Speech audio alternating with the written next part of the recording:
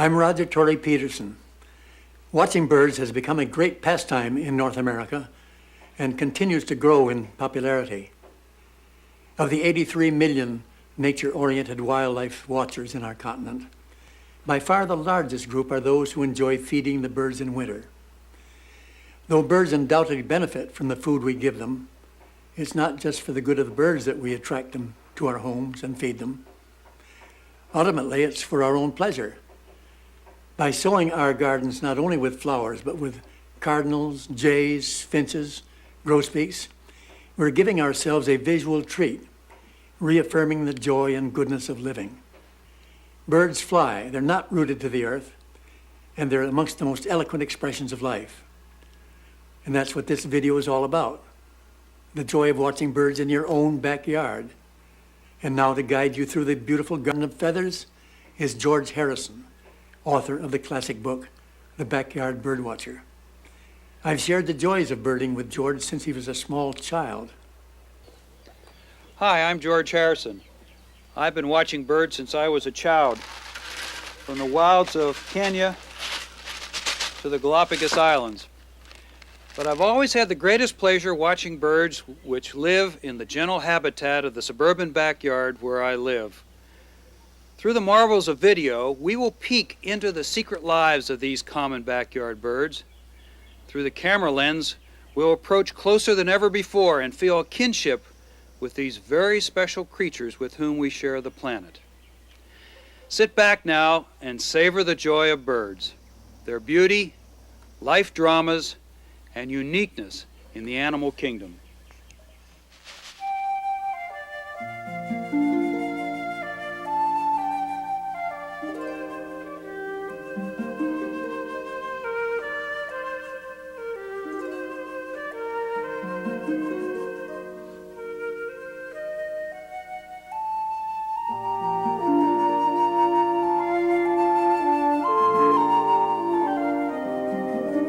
First I hear them, and then I see them. Soon the first evening grosbeak lands on one of my feeders, heralding the beginning of the daily spectacle on this cold, bright winter morning with a temperature reading of 0 degrees Fahrenheit. Whether your first bird of the day is an evening grosbeak, or a cardinal, a finch, or a wren, you know the joys of starting the day with a beautiful wild bird just outside your window.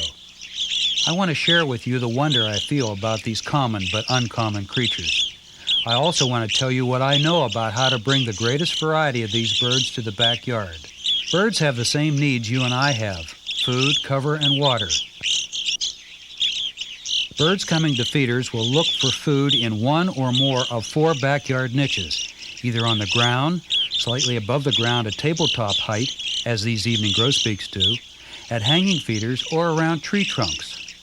By knowing these places and by offering the right kinds of food there, and by providing water and protective cover, you'll attract the greatest possible variety of birds, from grosbeaks to woodpeckers. Let's look at how we do that. First, water. How many of us think about water in winter?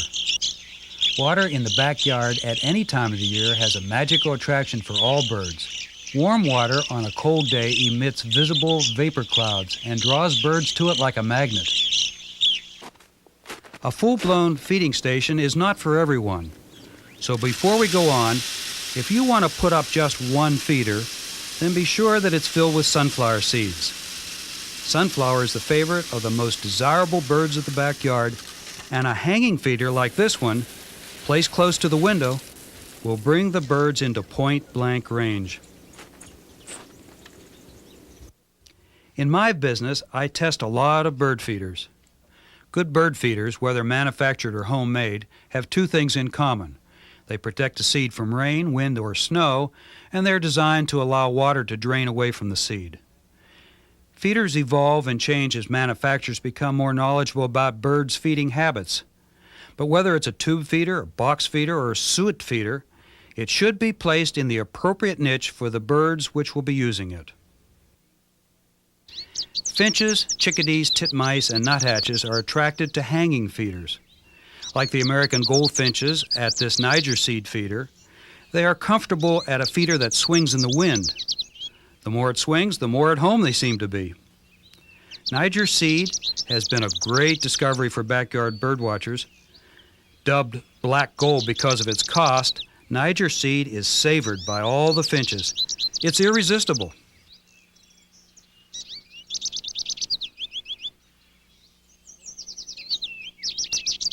And goldfinches also love sunflower seeds, hulled, as in this feeder, or whole. Some folks won't recognize these goldfinches dressed in their dull winter garb of olive green. In summer, males are bright canary yellow with black wings and white wing bars, while females are bright yellow-green. In winter, they appear to be a totally different species of bird.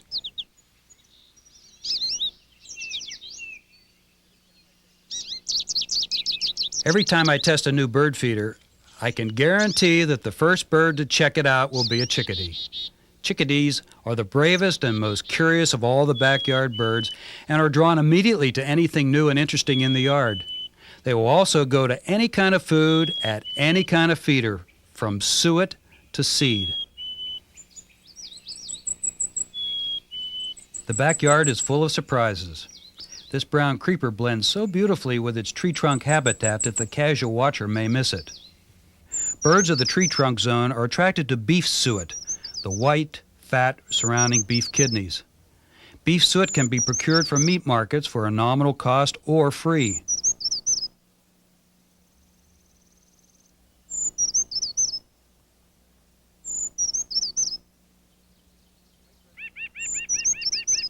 The white-breasted nuthatch is another bird of the tree trunk niche. Both species search for their natural foods, insect eggs and larvae, under the bark of trees, but will readily accept a free meal of beef suet when offered.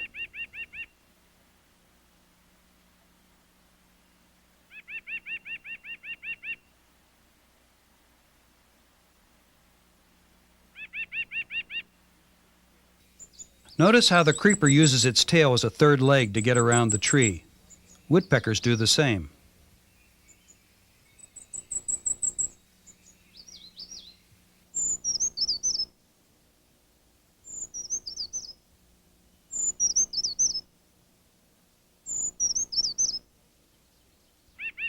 Nuthatches also eat seeds. Sunflower seeds are their first choice. But unlike most other birds, which crack and eat the seeds while they perch on the feeder, the nuthatch selects one seed at a time, flies to a tree, inserts the seed into the vice grip of a piece of bark, and hammers it open with his sharp, slender bill. The average backyard feeding station in winter has a dozen or more goldfinches throughout the day. People are mistaken when they believe that the same dozen birds remain all day. Bird banding records show that the average backyard might have more than 100 goldfinches in a given day. Watching this chickadee reminds me why we feed birds. It's not to save the birds from starvation, it's for our own pleasure. The birds have survived for eons without our help and could do the same for eons to come. This is an important point to remember when placing bird feeders in water areas. We want to be sure that they are placed in the best locations for maximum viewing and enjoyment. In other words, if we can't see the birds using the feeders and water areas, then there's no reason to have them.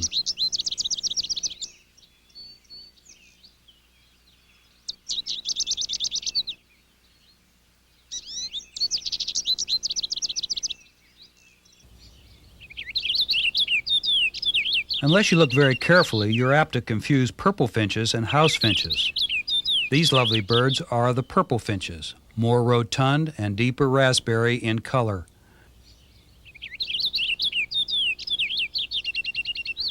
They are more peaceful toward their fellow feeders than house finches.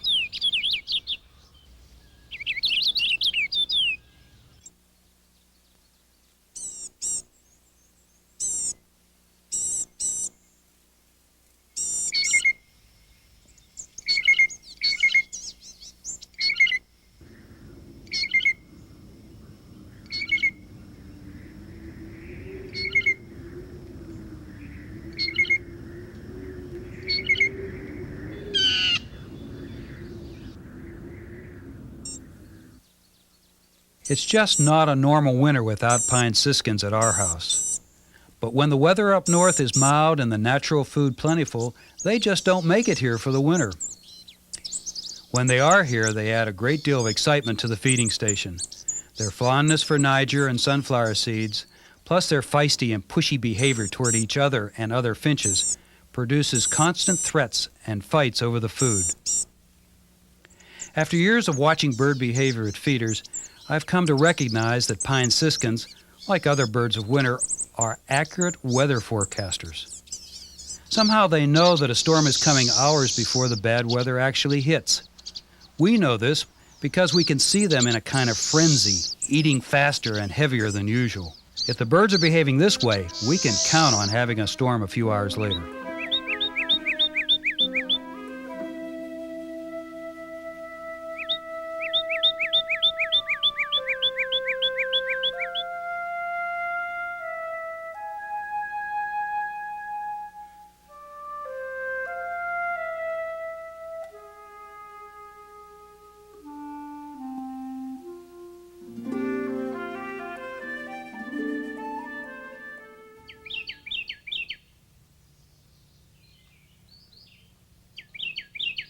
After a storm, we love to sit inside and look out upon the pastoral scene of beauty, nature's painting of stillness and light. The birds bring life to the painting. They give it color, movement, and sound. But we must not be lulled into thinking that all was well on the other side of the glass. This is the time to get out there and brush off the snow, refill the feeders, and make room for the hungry flocks of birds.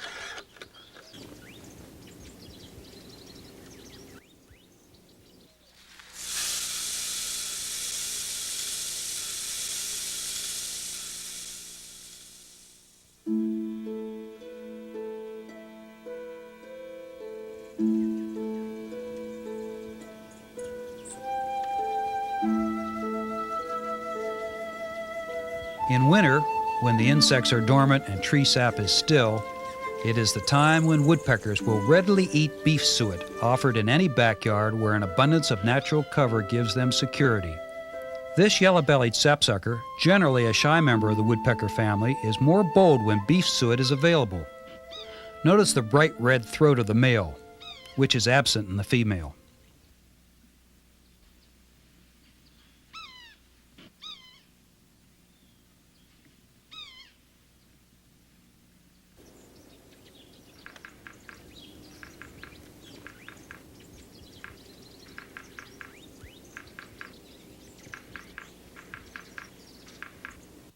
The pileated, largest member of the woodpecker clan, is an unusual and very dramatic visitor to any backyard habitat. But once it has found appropriate food and cover there, it will usually return on a regular basis. Like other woodpeckers, the pileated relishes beef suet. See how it supports itself with its stiff tail feathers while eating in the tree trunk zone. All woodpeckers use their tail feathers to give them support and balance as they move around the trees.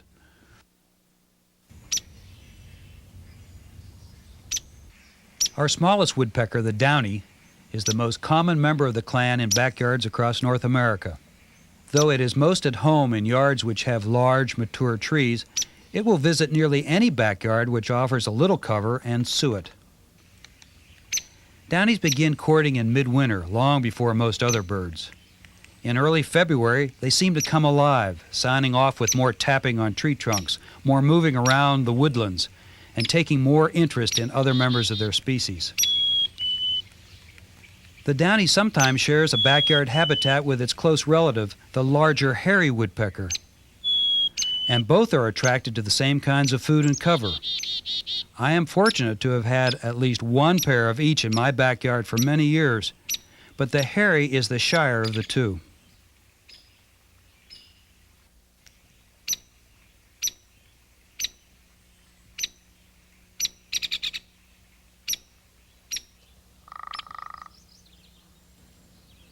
Downies and Harrys look very much alike.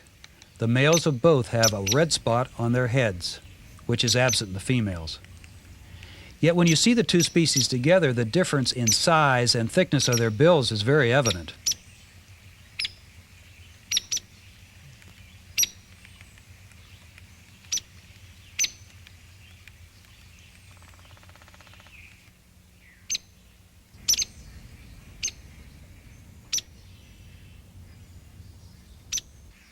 When placing suet for woodpeckers, don't be afraid to be creative.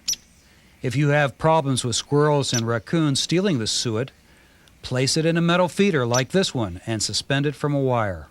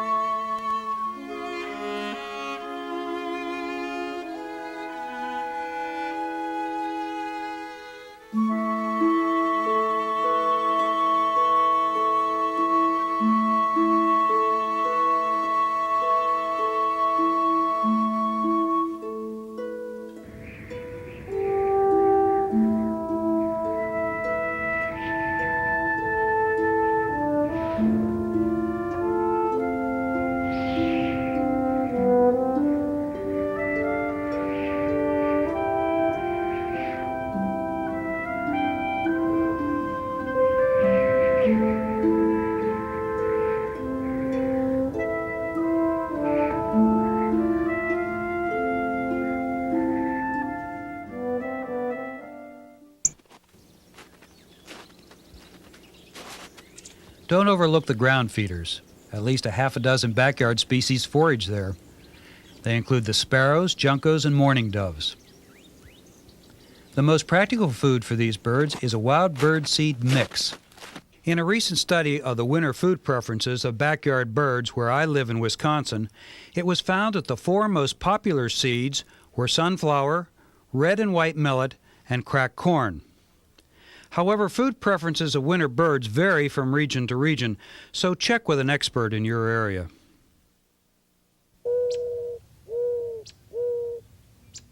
Here's the classic wild dove of North America. It loves cracked corn thrown on the ground, but it'll eat almost any kind of seed at either ground or tabletop levels. Mourning doves begin their nesting season in March and April with the first billing and cooing between the pairs. As many as 5 complete nestings are possible in a single season.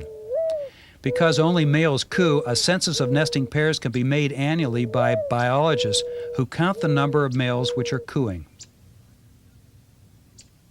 The dark-eyed junco is called snowbird for good reason. It arrives at my backyard feeding station with the first snow of the winter and usually leaves with the last thread of snow in the spring. Notice the tree behind the feeding tray. It's our Christmas tree. That extra cover gives the birds additional security against predators. Through the winter months, doves, juncos, and sparrows are peaceful and tolerant of each other while feeding. But you'll notice when they pair up in the spring, they get touchy and pushy about sharing food and space with other birds.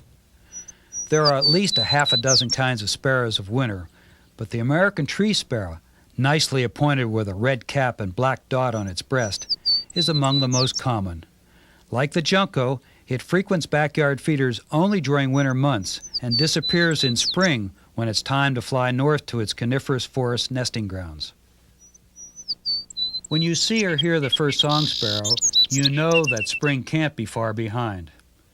Its musical, happy-sounding notes fill the spring air with freshness and renewal. The song sparrow relishes wild bird seed mix, but changes its diet to insects, caterpillars, and grubs later in the spring. Another sure sign of spring is the sight of a male cardinal trying to win the attention of a female. Look closely as he passes a carefully selected sunflower seed to his lady. If she is in a receptive mood, she will accept it, crack it, and eat the meat inside. The The male may repeat this courting gesture many times a day throughout the breeding season.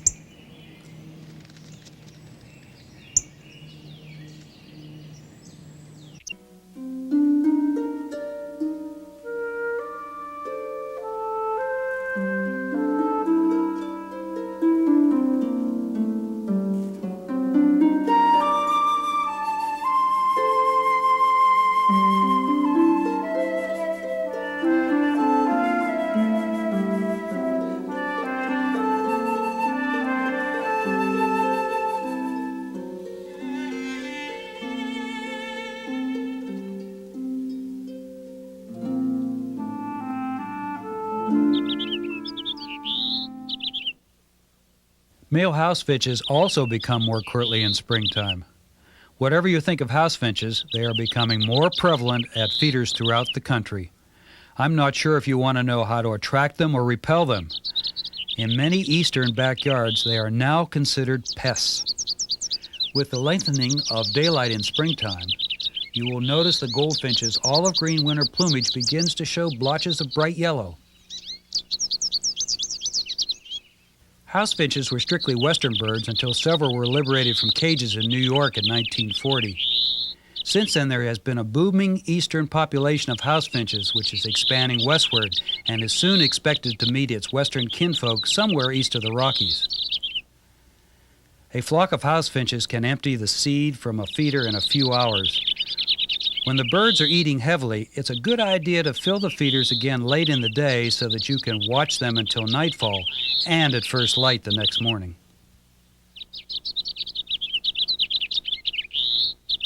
Most people who feed birds in winter begin in October and November, but by March, many have lost interest. This routine is exactly opposite of the actual needs of birds, which have an abundance of natural food in autumn, but which face food shortages by early spring. The birds of winter find March and April, before new growth and insects appear, the most difficult time of the year to make a living. I try to keep my feeders filled with fresh seed and suet throughout those difficult spring months.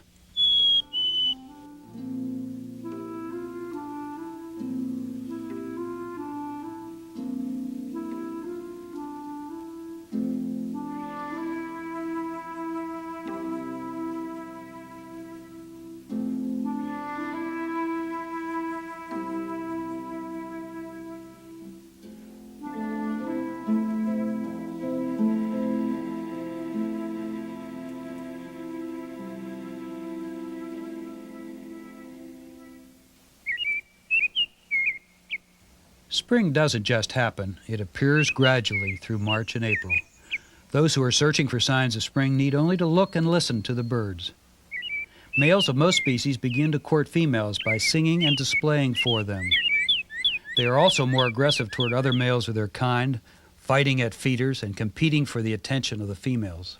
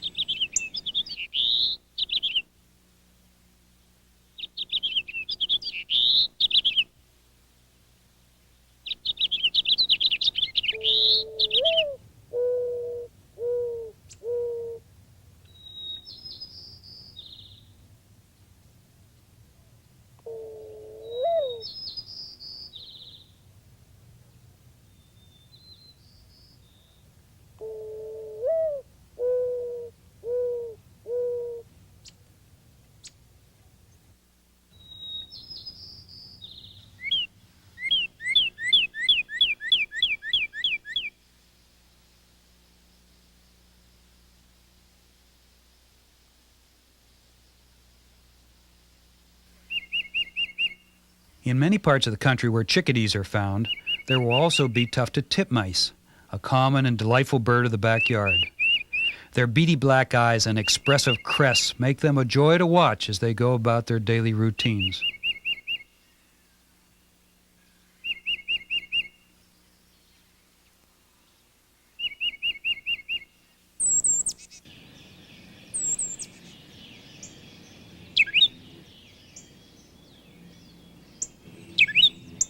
Both the mockingbird and the tufted titmouse are permanent residents in southeastern United States, but have expanded their ranges northward, perhaps due in part to the increased food and cover available in backyards.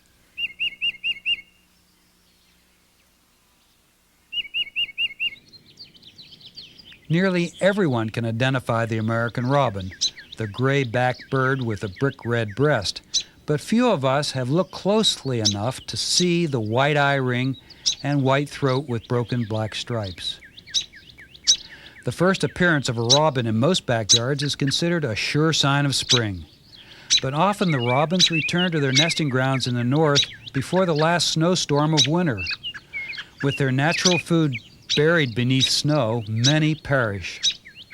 This is the time when people can give the robins raisins, apples, and other kinds of fruits to help them through the severe weather. Robins will even eat beef suet when they are really desperate, but the suet must be placed in their feeding niche on the ground or on a tray feeder.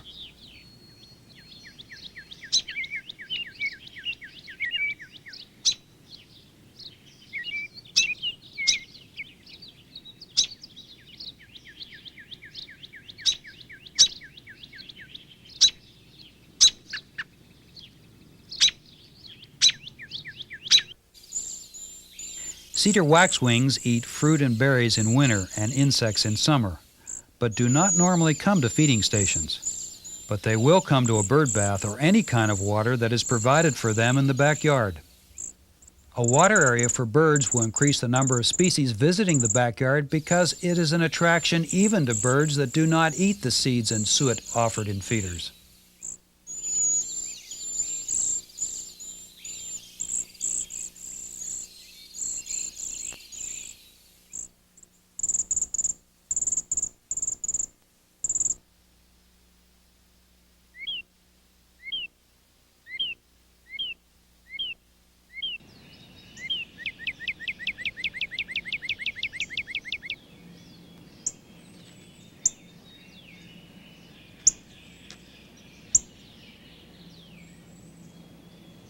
Some of the birds which we feed all winter, like this cardinal, are likely to nest nearby and remain frequent visitors throughout the spring and summer months.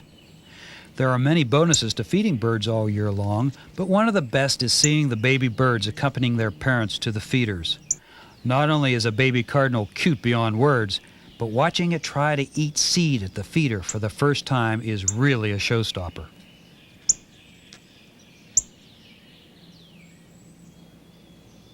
There is something very magical about watching birds in the backyard. Perhaps Roger Tory Peterson said it best. Birds, not rooted to the earth, are among the most eloquent expressions of life.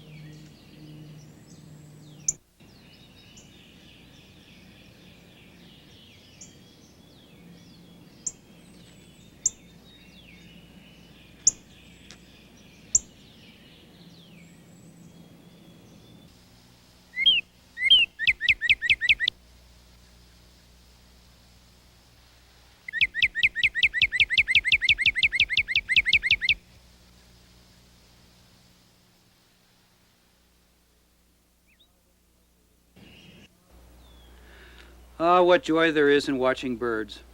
We've designed this video to be viewed over and over. There are so many fascinating things to discover, both sights and sounds. You can enhance your birdwatching experiences by making your own backyard more attractive to birds. At the end of the program, we have listed books and magazines that have the expertise to help you bring the birds flying to your home. I'm George Harrison wishing you happy backyard birding.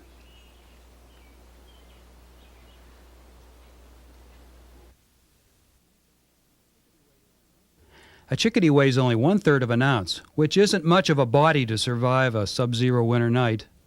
Researchers believe that a chickadee can survive severely cold nights by lowering its body temperature nearly 20 degrees and slowing its breathing and heartbeat to almost put it into a state of hypothermia, which conserves enough energy to get the chickadee started the next day. Strange that there are 500 million mourning doves in North America and no passenger pigeons. The mourning dove has adapted well to man's intrusion on the land and has actually benefited from it, while the passenger pigeon did not and became extinct. The presence of mourning doves at backyard feeding stations is a good example of their survival instincts. The northern mockingbird, king of the southern backyard, rules its feeding and nesting territory with vengeance. Named for the male's habit of imitating the songs of other birds, mockingbirds have been heard mimicking the songs of 32 other birds in just 10 minutes. Water in the backyard at any time of the year has a magical attraction for all birds, even those which don't eat from bird feeders. This is especially true if the water flows, splashes, or drips.